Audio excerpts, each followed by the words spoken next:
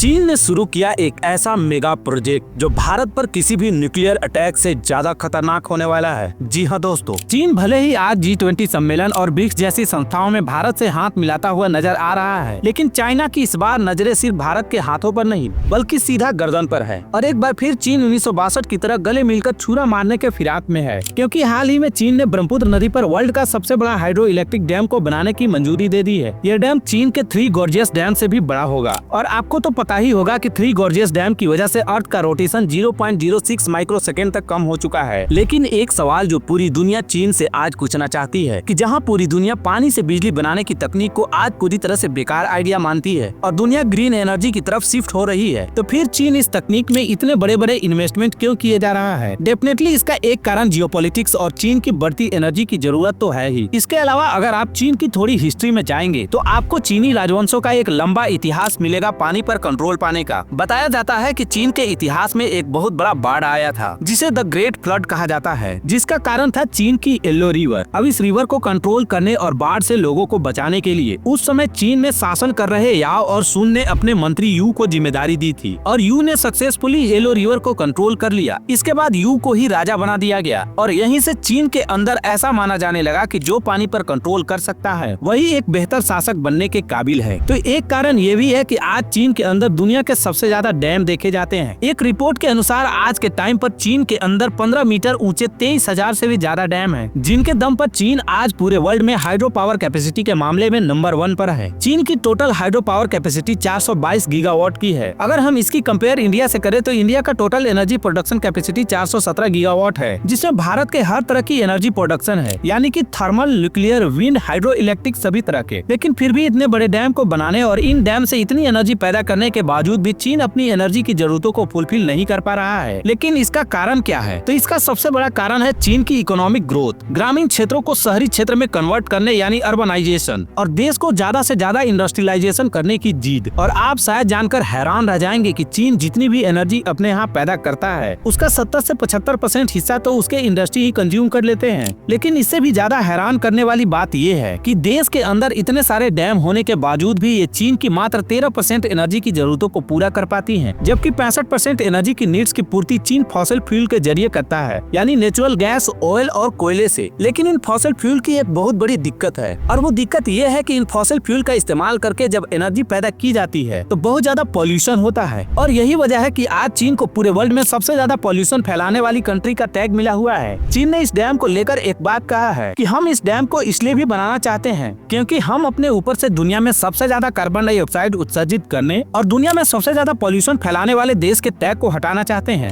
जिसके लिए चीन ने ऑफिशियली अनाउंसमेंट कर दिया है कि वह 2060 तक 0 कार्बन डाइऑक्साइड उत्सर्जित करने वाला देश बन जाएगा। इसीलिए इस बार चीन जिस डैम को बनाने का प्लान कर रहा है वह 3 गॉर्जियस डैम से भी 3 गुना ज्यादा बड़ा होगा, जहां 3 गॉर्जियस डैम 2.3 किलोमीटर लंबा, 115 मीटर चौड़ा और 185 मीटर ऊंचा है और इससे 88.2 बिलियन किलोवाट की एनर्जी को पैदा किया जाता है। तो वहीं चीन का ये दूसरा सबसे बड़ा हाइड्रो इलेक्ट्रिक प्रोजेक्ट अकेले ही 300 बिलियन किलोवाट की एनर्जी पैदा कर सकता है, जिसकी लागत 137 बिलियन डॉलर बताया जा रहा है। लेकिन ऐसा बिल्कुल भी नहीं है कि इस डैम के बन जाने से जो चीन की एनर्जी नीड्स है वो पूरी तरीके से खत्म हो जाएगी, और इसीलिए चीन का ये मेगा प्रोजेक्ट खुद को प्रदूषण मुक्त करने का कम और भारत और बांग्लादेश पर जियोपॉलिटिकल दबाव बनाने वाला प्रोजेक्ट ज्यादा लग रहा है। अगर सच में चीन जीरो पॉल्यूटेड कंट्री बनना चाहता है और अपनी एनर्जी की जरूरत को पूरा करना चाहता है तो उसे अपने पैसों को हाइड्रो इलेक्ट्रिक और फॉसिल फ्यूल में इन्वेस्ट करने के बजाय रिन्यूएबल एनर्जी में पैसों को इन्वेस्ट करना चाहिए। इस डैम को लेकर चीन के ऑफिशियल्स का कहना है कि इस डैम को बनाया जा रहा है हाइड्रो इलेक्ट्रिक एनर्जी पैदा करने के लिए, और इस डैम के बनने के बाद भी निचले इलाकों में पानी को लेकर कोई भी प्रॉब्लम नहीं होगी। लेकिन हम सब जानते हैं कि चीन वादे करता ही है तोड़ने के लिए, और इसका साफ उदाहरण है 1962 का इंडो चाइना वॉर। हमारे पहले प्रधानमंत्री जवाहरलाल नेहरू ने 1954 के टाइम पर एक नारा दिया था, हिंदी चीनी भाई भाई। लेकिन इनके इस नारे का एक दशक भी नहीं बीता और 1962 में चीन हमारे ऊपर अटैक करके भारत का एक हिस्सा पर कब्जा कर लेता है, जिसे हम आज अक्साई चीन के नाम से जानते हैं। अब कुछ लोग कहेंगे कि ये तो बहुत पुरानी बात है और ये तो सीमा विवाद है, तो चलिए आपको एक पानी विवाद ही बताते हैं। दरअसल चीन से एक नदी निकलती है मेकोंग, जो चीन से होते हुए साउथ ईस्ट एशिया के थाईलैंड, वियतनाम, लाओस, कंबोडिया के क्षेत्र में इंटर करती है अब इस नदी पर